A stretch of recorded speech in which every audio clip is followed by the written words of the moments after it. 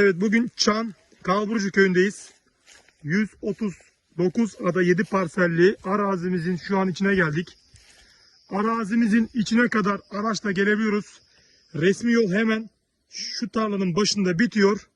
Yürüme mesafesi de 50 metre kadar. Hemen yanından dere geçmekte. Suyumuzu buradan sondaj ile temin edebiliriz. Şu an yaz olduğu için kurumuş vaziyette. Arazimiz gördüğünüz gibi düz bir zeminde ekilir, biçilir vaziyetle. Etrafı ağaçlarla çevrilidir.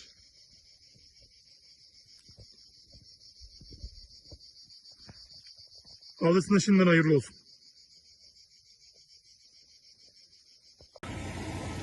Evet, köyümüzden görüntüler.